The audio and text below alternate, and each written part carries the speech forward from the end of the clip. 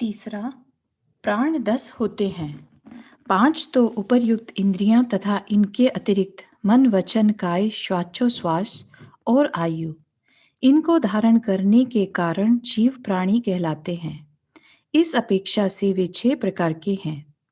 1, 2 व 3 प्राणों वाला कोई जीव नहीं होता। कम से कम 4 प्राणों वाले होते हैं। आयु, श्वासोच्छ्वास और काय ये 3 सभी में पाए जाते हैं। इनके साथ एक स्पर्शन इंद्रिय मिल जाने के कारण सकल इंद्रिय जीव 4 प्राणधारी हैं। 5 प्राणधारी कोई जीव नहीं होता, क्योंकि रसना इंद्रिय युक्त हो जाने पर द्वि इंद्रिय जीव में युगपत 2 प्राणों की वृद्धि हो जाती है, यानी चक्कर जानने की शक्ति तथा बोलने की शक्ति। इसलिए सकल द्वि इंद्रिय जीव 6 प्राण वाले हैं। घ्राण इंद्रिय युक्त होने से त्रि-इंद्रिय जीव 7 प्राणधारी, नेत्र युक्त होने से चतुर इंद्रिय जीव 8 प्राणधारी और श्रोतेंद्रिय युक्त होने से पंचेंद्रिय जीव 9 प्राणों के धारी हैं। इनमें अमनस्क तो 9 ही प्राणों वाले हैं, परंतु एक मन और मिल जाने से समनस्क जीव 10 प्राण वाले होते हैं। इनमें 4 प्राणधारी एकेंद्रिय जीव के अनेकों भेद प्रभेद हैं, जो आगे काय वाले विकल्प में बताए जाने वाले हैं। 4. काय कहते हैं शरीर रूप परमाणु पिंड को। इसकी अपेक्षा देखने पर जीव 2 प्रकार के होते हैं, स्थावर तथा त्रस। भय का कारण उपस्थित हो जाने पर भी जो स्वयं अपनी रक्षार्थ भागने दौड़ने के लिए समर्थ नहीं है, वे स्थावर कहलाते हैं और इस प्रकार की सामर्थ्य से युक्त जीव त्रस कहे जाते हैं। स्थावर जीवों का शरीर 5 जातियों का होता है। प्रथम है पार्थिव जाति, जिसमें मिट्टी, पाषाण, कोयला, धातु आदि खनिज पदार्थ सम्मिलित है। द्वितीय है जलीय जाति, जिसमें जल, हिम, औस आदि सम्मिलित हैं। तृतीय है तेजो जाति, जिसमें अग्नि, ज्वाला, चिंगारी, अंगार आदि सम्मिलित हैं। चतुर्थ है वायु जाति, जिसमें धनंजय आदि अनेक प्रकार की वायु सम्मिलित है। और स्थावर काय की पंचम जाति है वनस्पति, जिसका बड़ा लंबा चौड़ा विस्तार है। माइक्रोस्कोप के भी अगम्य जिस सूक्ष्म निगोद राशि का पहले वर्णन किया जा चुका है, वह इसी में सम्मिलित है। आगे भोजन शुद्धि वाले प्रकरण में माइक्रोस्कोप गम्य जिस बैक्टीरिया का कथन किया जाने वाला है, वह भी वनस्पति काय में ही गर्भित है। इनको आदि लेकर फूई, काई, घास, झाड़ी, बेल, पौधा, वृक्ष, पत्ता, प्रवाल, फूल, फल, जड़ी बूटियां, अन्न, काष्ठ, कपास आदि सब वनस्पति की ही संतान है। त्रस जीव यद्यपि द्विइंद्रिय से लेकर समनस्क तिर्यंज अथवा मनुष्य पर्यंत अनेक प्रकार के हैं, परंतु उन सबकी काय एक मांस अस्थि पंजर वाली जाति की ही होती है। देव व नारकी का शरीर यद्यपि मांस जातीय नहीं माना गया है, तथापि उसका संग्रह इसी भेद में कर लिया जाता है। इस प्रकार काय की अपेक्षा जीव राशि कुल 6 प्रकार की हो जाती है। 5 प्रकार की स्थावर काय और 1 प्रकार की त्रस काय। आज का मानव जीवों के इन सर्व भेद प्रभेदों में से एक मनुष्य को ही जीव मानता है, अन्य को नहीं। आज बकरी आदि तक को भी वह अपनी भोग की वस्तु समझता है, तथा उनके भी प्राण हैं, उनको भी पीड़ा होती होगी, इस बात का उसे भान नहीं है। इससे आगे भी यदि बढ़ा तो मनुष्य व गाय 2 को ही जीव मानने लगा, अन्य को नहीं। यदि बकरी आदि को जीव स्वीकार भी किया तो गाय की अपेक्षा उसमें प्राणों की कमी देखते हुए। और यही कारण है कि आज जहां मानव की रक्षा के लिए प्रत्येक देश में शक्तिशाली राज्य स्थापित है, वहां अन्य जीवों की रक्षा के लिए कोई शासक या समाज नहीं है। अधिक से अधिक कहीं दिखाई भी दी तो गो रक्षक समाज मिलती है। इससे भी आगे कोई बढ़ा तो पशु पक्षी को जीव की कोटि में गिन लिया। इन बेचारे मक्खी, मच्छर, चींटी, भिर, सर्प, बिच्छू, मेंढक, मछली आदि की बात पूछने वाला यहाँ कोई नहीं है। फिर भी यदि समझाने बुझाने पर कोई और कुछ आगे बढ़े भी, तो प्रत्यक्ष में चलते फिरते दिखने वाले इन स्थूल दो इंद्रियों तक के जीव को भले ही स्वीकार कर ले, परंतु माइक्रोस्कोप से दिखने वाले छोटे शरीर के धारी उस जाति के जीवों को तथा पांच भेद रूप पृथ्वी से वनस्पति पर्यंत तक के एक इंद्रिय जीवों को कौन जीव स्वीकार करता है? इनको जीव कहना उसकी दृष्टि में मानो कुछ कपोल कल्पना सी लगती है, परंतु ऐसा नहीं है। अपनी स्थूल दृष्टि के कारण ही वह ऐसा कहता है। भाई, तू आया है शांति की खोज में। तू उन लोगों की अपेक्षा भिन्न रुचि लेकर आया है।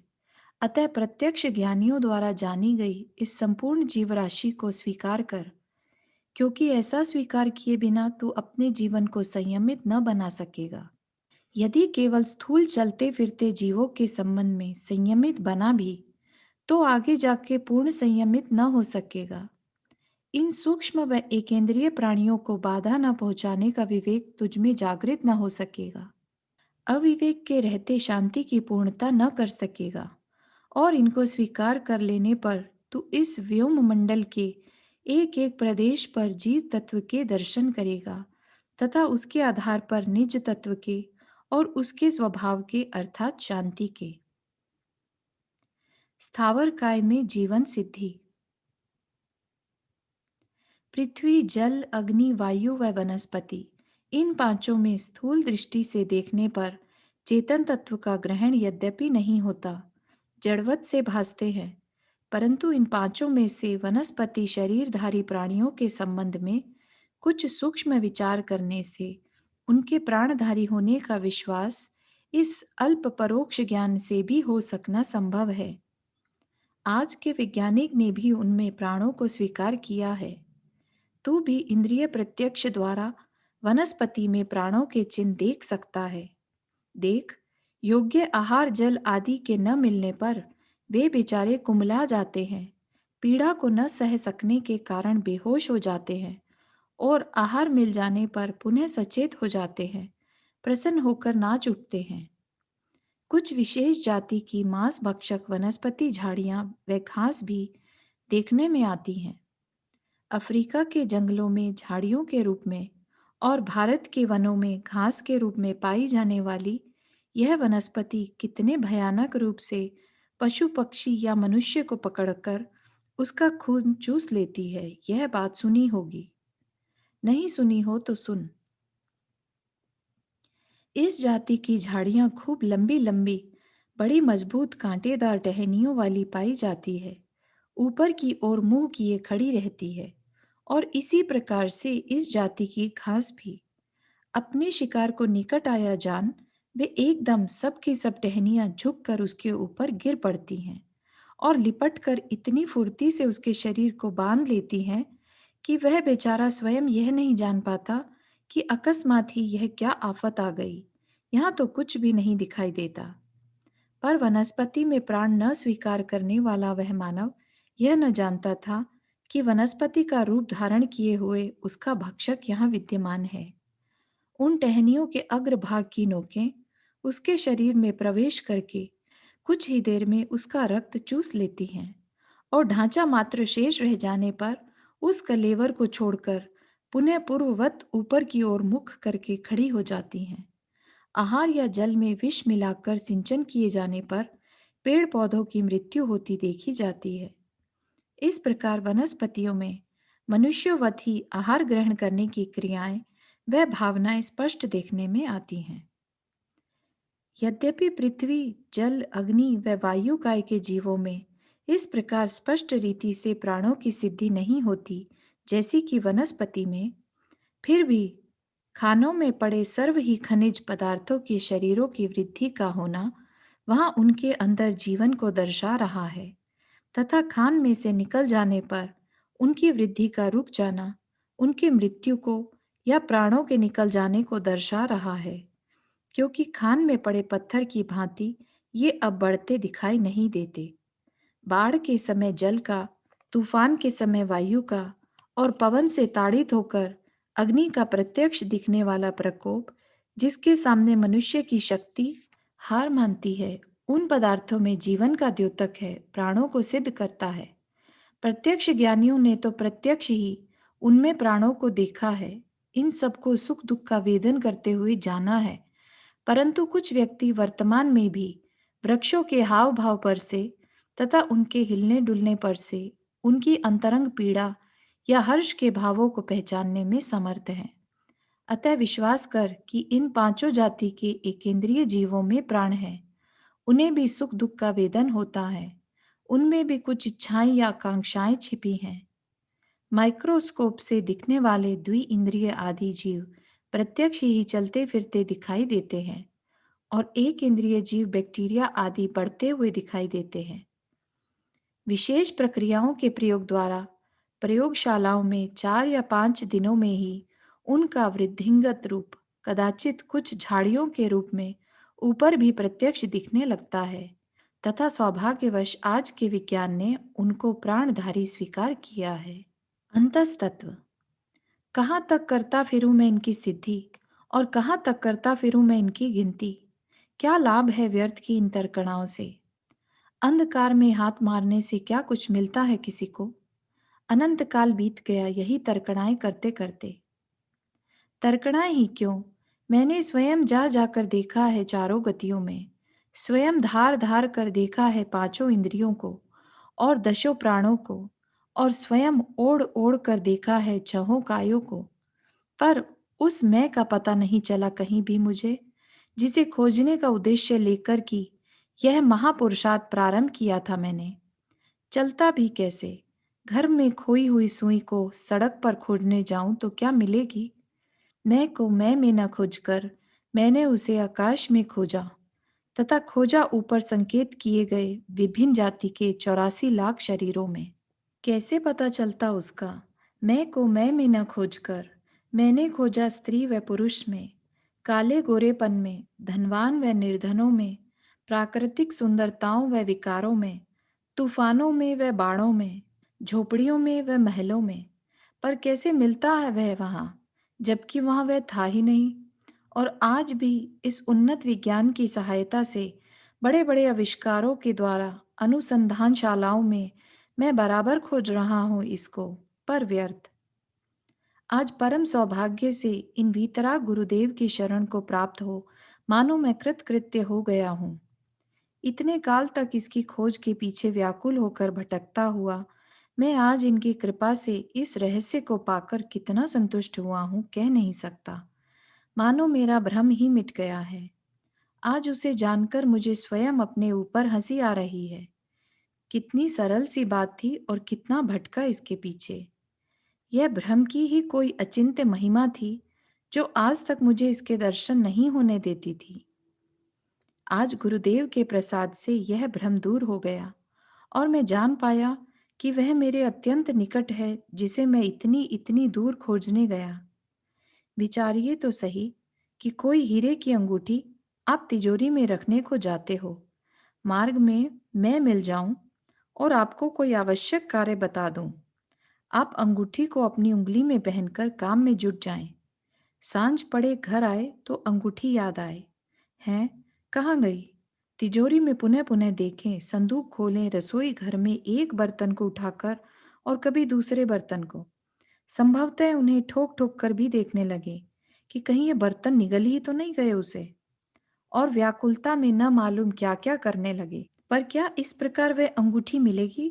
यदि मैं आपसे पूछूं कि क्यों जी, उस अंगूठी का ढूंढना सरल है कि कठिन, तो क्या कहोगे। न सरल कहते बनता है न कठिन। जब तक नहीं पाती तब तक कठिन, और अंगुली पर दृष्टि जाने के पश्चात क्या सरल और क्या कठिन। ढूंढने का प्रश्न ही कहाँ है। और यह गई ही कहाँ थी। इसका ढूंढना तो न सरल था न कठिन, मेरे भ्रम का दूर होना ही कठिन सा था। बस तो इस प्रकार भोचेतन तू व्यर्थ ही इधर उधर भटक रहा है। जिसे तू खोज रहा है वह तो यहाँ ही है, तेरे अत्यंत निकट। निकट भी क्या, तू स्वयं ही तो है वह। किधर देख रहा है बाहर की ओर। उधर कुछ नहीं है। उधर तो यह चमड़े हड्डी का कुछ ढेर मात्र ही पड़ा है। वह शरीर है, तू नहीं। इधर देख भाई, इधर देख। अरे, फिर उधर ही। उधर नहीं, इधर देख। मैं जिस ओर संकेत कर रहा हूं उधर देख। अरे, फिर उधर ही, अरे भाई, देख इस उंगली की बिल्कुल सीध में, उस निशाने पर, जहां से यह मैं की ध्वनि चली आ रही है, जहां से शांति की इच्छा प्रकट होती दिखाई दे रही है, जहां सुख दुख का वेदन हो रहा है, जहां विचारणाओं का काम किया जा रहा है। नेत्र इंद्रिय से देखने का प्रयत्न मत कर भाई, इन्हें बंद करके देख। कुछ अपने ही अंदर डुबकी लगाकर, अपने से ही प्रश्न करके उत्तर ले। मैं की ध्वनि स्वरूप अंतरंग में प्रतीत होने वाले हे परम तत्व, तू कौन है? मुझे शांति चाहिए, मुझे शांति चाहिए। हर समय इस प्रकार की टेर लगाने वाले तू कौन है? अरे यह क्या? तू किससे कह रहा है? यह स्वयं मैं ही तो हूं। अंतरंग में प्रकाशमान, स्व अनुभव गोचर, अमूर्तिक, इंद्रियातीत, चैतन्य विलास रूप, शाश्वत, पर ब्रह्म, यह तू मैं ही तो हूं। क्योंकि यह देख, प्रश्न करने वाला कौन? मैं। प्रश्न का उत्तर देने वाला कौन है? मैं। सर्वत्र मैं ही मैं हुआ। तू को कहाँ अवकाश रहा? कितना बड़ा आश्चर्य! बगल में छोरा और नगर में ढिंडोरा। दिल के आईने में है तस्वीरें यार, जब जरा गर्दन झुकाई देख ली। व्यर्थ ही इधर उधर दूर दूर भटकता रहा, ठोकरें खाता रहा, कष्ट सहता रहा, पर जिसे ढूंढता रहा वह स्वयं मैं ही तो था। 4 ब्राह्मण पुत्र बनारस से पढ़कर आए। मार्ग में नदी पड़ी, चारों पार हो गए। उस पार पहुंचने पर गिनने लगे। चारों ने गिना पर संख्या 3 ही थी। एक कौन सा डूबा? क्या मैं डूबा? नहीं, मैं तो हूं। क्या ये डूबे? नहीं, ये तो हैं। पर 1 2 3, चौथा कहाँ गया? बस वही हालत थी अभी तक मेरी। निगोद से लेकर मनुष्य तक सारे शरीरों को गिन डाला, पर अपने को गिनना सदा ही भूलता रहा। आश्चर्य की बात, अपनी मूर्खता ना कहूं तो क्या कहूं इसे। चला हूं शांति लेने, पर यह पता नहीं कि शांति भोगेगा कौन। चला हूं लड्डू खाने, पर यह पता नहीं कि इसे उठाकर मुंह में देने वाला कौन। समझ चेतन, समझ, तुझे इस मैं का लक्षण दर्शाता हूं, जिसमें जानने का कार्य हो रहा है, जिससे कुछ चिंताएं उत्पन्न हो रही हैं, जिसमें सुख दुख महसूस किया जा रहा है, जिसमें विचारने का काम चल रहा है। वह एक चेतन तत्व है, ज्ञानात्मक तत्व, इंद्रियातीत, अमूर्तिक तत्व। निगोद आदिक रूपों में एक वही तो प्रकाशमान हो रहा है, वही तो ओतप्रोत हो रहा है। वे सर्व इसी की तो कोई अवस्थाएं हैं, जिनका निर्माण अपनी कल्पनाओं के आधार पर स्वयं इसने किया है, जिसके होने से ही ये सब चेतन है और जिसके न होने से जड़। इसीलिए ईश्वर, पर ब्रह्म व जगत का सृष्टा यही तो है। परमात्मा व प्रभु इसी का तो नाम है। अचिंत्य है इसकी महिमा, उसी परम तत्व का नाम मैं है। इसी को आगमकार जीवात्मा कहते हैं। कोई इसे सोल कहते हैं, कोई इसे रूह कहते हैं।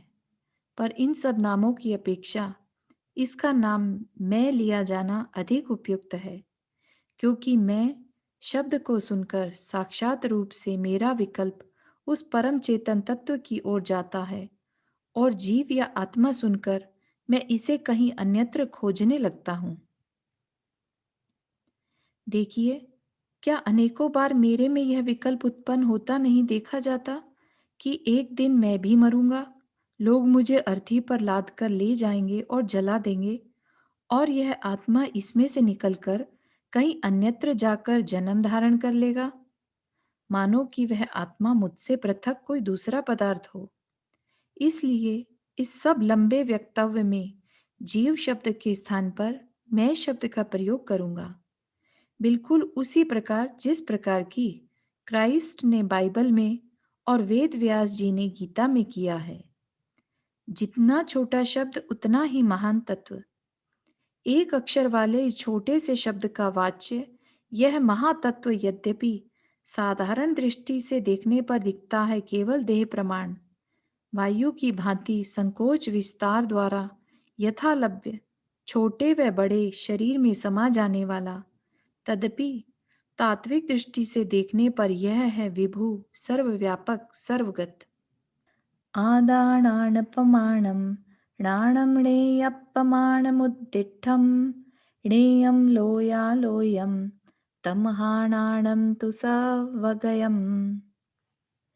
आत्म तत्व वास्तव में ज्ञान प्रमाण है, अर्थात वह शरीर आदि की भांति उठाई धरी जाने वाली वस्तु नहीं है, प्रत्युत है ज्ञान मात्र। ज्ञान अर्थात चित ज्योति ही जिसका स्वरूप है, इसलिए ज्ञानी जन उसे भा ज्ञ चिन्ह मात्र कहते हैं। और यह ज्ञान या चित ज्योति है ज्ञेय प्रमाण, अर्थात दर्पण की भांति जो कुछ भी इसके समक्ष आए, यह सबको अपने भीतर प्रतिबिंबित कर लेने वाला, उस सबको ग्रस जाने वाला। अब प्रश्न होता है कि यह ज्ञेय क्या है? जो जाना जाने योग्य हो वही ज्ञेय। तीन लोक में कौन सी ऐसी वस्तु है जो जानी जाने योग्य न हो? सभी इस महिमावंत ज्ञान के प्रति अपना स्वरूप अर्पण कर रहे हैं। लोक तथा तद्गत वस्तुएं ही नहीं, उसके बाहर स्थित आकाश का वह अनंत भाग भी, जहाँ की आकाश के अतिरिक्त अन्य कोई वस्तु नहीं, और इसीलिए अलोक कहलाता है। जो लोक तथा अलोक सभी ज्ञेय हैं, सभी इस महिम्न की उपासना कर रहे हैं, इसके चरणों में अपनी श्रद्धांजलियां अर्पण कर रहे हैं। इसलिए सर्वगत है यह, जहाँ जाना चाहे वहाँ चला जाए, जिसे जानना चाहे उसे ही जान ले। चला जाने का यह अर्थ नहीं कि शरीर की भांति इसे पांव से चलकर ज्ञेय के पास जाना पड़े, प्रत्युत यह है कि ज्ञेय स्वयं चलकर इसके पास आ जाते हैं। जिस प्रकार की पदार्थ स्वयं आकर दर्पण में प्रतिबिंबित हो जाते हैं, और इसीलिए आत्मा या जीव तत्व है वास्तव में विभु, सर्वव्यापक, सर्वगत। बात कुछ नई सी लगती है, क्योंकि आज तक यही सुनते चले आए हैं कि आत्मा तो देह प्रमाण होता है और अपनी संकोच विस्तार शक्ति के द्वारा यथा प्राप्त छोटे या बड़े जिस किस भी शरीर में समाकर रह जाता है। ठीक है भाई, तूने भी गलत नहीं सुना है। दृष्टि भेद है, वह बात ज्ञानियों ने किसी और दृष्टि से कही है, और यह बात किसी और दृष्टि से कही जा रही है। वहाँ है इंद्रिय आदि 10 प्राणों की अपेक्षा, और यहाँ है उन 10 प्राणों के भी प्राण किसी महाप्राण की अपेक्षा, जिसके प्राण से अनुप्राणित है ये सब, जिसकी दीप्ति से दीप्तिमंत है यह लोक, और जिसके आलोक से आलोकित है असीम आलोक। 10 प्राणों से जो जीता है, जीता था तथा जीवेगा, वह कहलाता है जीव। परंतु इस चेतन प्राण से, इस लोकालोक व्यापी ज्ञान प्राण से जो जीता है, जीता था और जीवेगा, उसे क्या कहें? समस्त स्थूल तथा सूक्ष्म गेयों को अपने एक छोटे से कोने में समेट लेने वाले इस महातत्व को क्या कहें? कौन कर सकता है बखान उसका शब्दों में? केवल स्व अनुभव गोचर है वह, केवल रसास्वाद रूप है वह। इसलिए ज्ञानी जन कहते हैं उसे सच्चिदानंद भगवान आत्मा। सत्ताधारी मौलिक पदार्थ होने के कारण सत, चिन्ह मात्र होने के कारण चित, और आनंद अनुभूति रूप से परिचय में आने के कारण आनंद। ज्ञान, दर्शन, वैराग्य, समता, सुख, शांति, वीर्य आदि अनंत ऐश्वर्य का नित्य उपभोग करते रहने के कारण भगवान है वह, और स्वयं मेरा निज स्वरूप होने के कारण आत्मा। उत्तम गुणान धामम सवदवाण उत्तमं दव्वम तच्चाण परम तच्चम जीवम जाने हणे क्षयदो।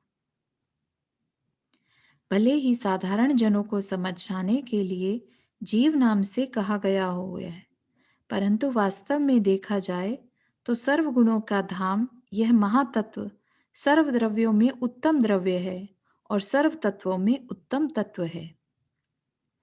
शांति मेरा स्वभाव।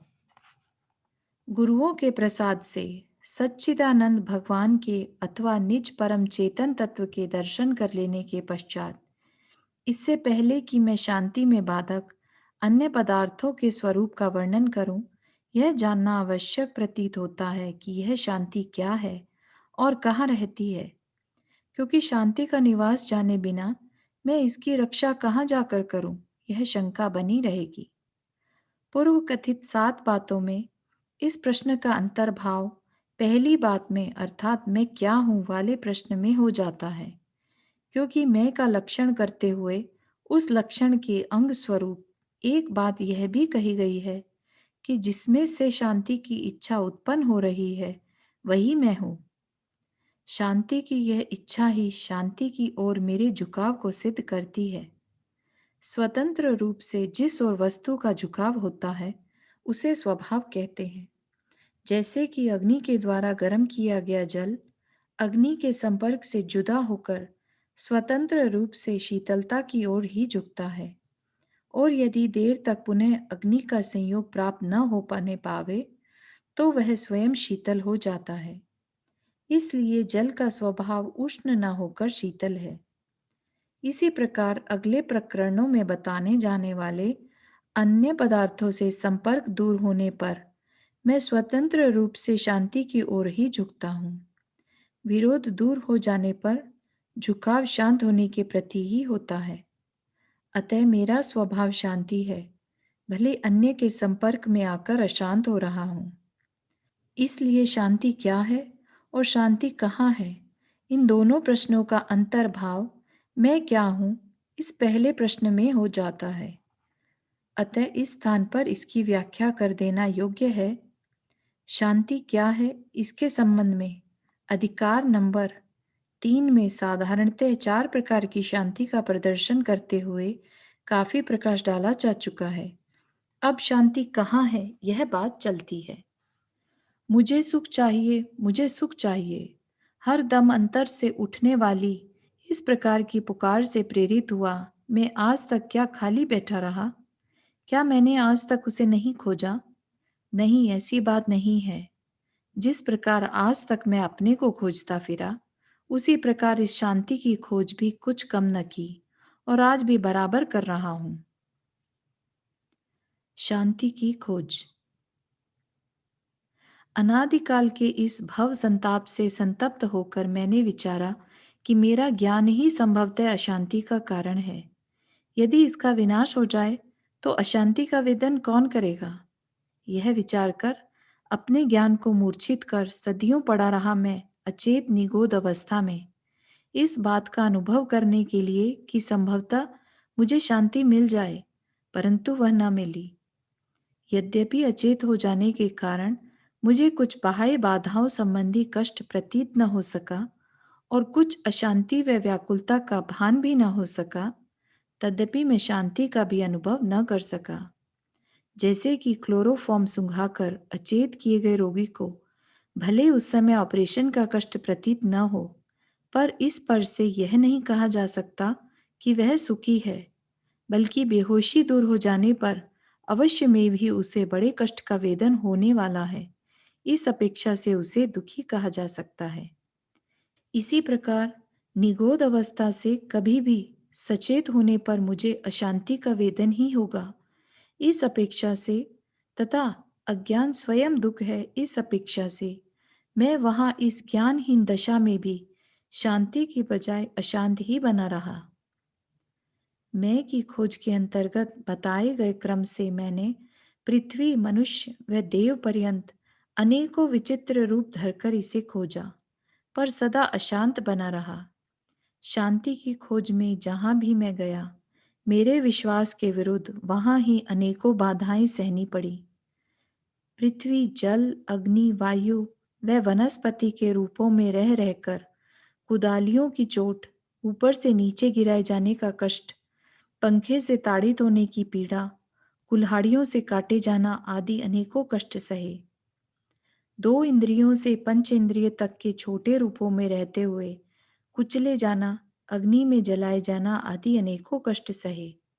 पंच इंद्रिय पशु पक्षियों के रूप में रहते हुए गाड़ी वान के हंटरों तथा डंडों के द्वारा तथा गर्मी सर्दी के द्वारा प्रत्यक्ष प्रतिदिन देखने में आने वाले कष्ट सहे, जिनको सहस्त्र जिह्वाओं के द्वारा भी कहा जाना शक्य नहीं है। मनुष्य में आया तो परस्पर की लड़ाई, मारपीट, द्वेष आदि के अतिरिक्त धन उपार्जन संबंधी वचनातीत चिंताओं के द्वारा आज प्रत्यक्ष दुख सह रहा हूँ। नारकियों के दुखों का तो ठिकाना ही क्या, देवों में जाकर भी मुझे चैन न मिला। अन्य देवों की संपत्ति को देखकर उठी हुई अंतर्दाह में जलता रहा। गया शांति खोजने, मिली अशांति। मैंने इसे ठंडे, गरम व चिकने रूखे पदार्थों में खोजा, खट्टे, मीठे व चरपरे पदार्थों में खोजा, सुगंधी में खोजा, नृत्यों में खोजा, सिनेमा थिएटरों में खोजा, मधुर गीत वादित्र में खोजा, सुंदर वस्त्रों में खोजा, बड़े बड़े महलों में खोजा, हीरे पन्ने माणिक में खोजा, रत्न स्वर्ण में खोजा, बर्तनों में फर्नीचरों में खोजा, स्वादिष्ट पदार्थों में खोजा, क्रीम पाउडर में खोजा, परंतु फिर भी अशांत बना हुआ हूँ। राजा व चक्रवर्ती बनकर खोजा, दूसरों को दास बनाकर खोजा, एटम बम बनाकर खोजा, चंद्र सूर्य तक जा जाकर खोजा, और कहाँ नहीं खोजा, सर्वत्र खोजा, पर आज तक अशांत बना हुआ हूँ।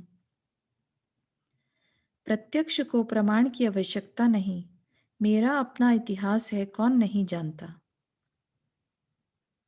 जल में मीन प्यासी। बड़ी विचित्र बात है कि पुरुषार्थ करूं शांति का और मिले अशांति। भोजन खाऊं और पेट न भरे, परंतु ऐसा वास्तव में नहीं है। भोजन किया तो सही, पर मुंह में डालकर नहीं, शरीर पर पोतकर। कैसे पेट भरे? पुरुषार्थ किया तो सही, पर जिस दिशा में करना चाहिए था उस दिशा में नहीं।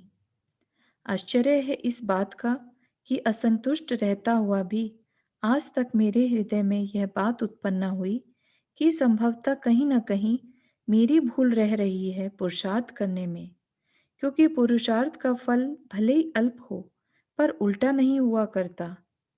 रोग शमन न होते हुए भी औषधि बदलकर आज तक न देखा। एक द्वार से मार्ग का पता न चलने पर भी दूसरे द्वार की ओर जाकर न देखा। पूर्व कथित ट्रायल एंड एरर थ्योरी सिद्धांत पर न चला, फिर क्यों न होती असफलता। सिद्धांत के निरादर से और निकलता ही क्या है। खोज की, परंतु वैज्ञानिक दृष्टि छोड़कर केवल पूर्व अभ्यास से प्रेरित होकर एक ही दिशा में।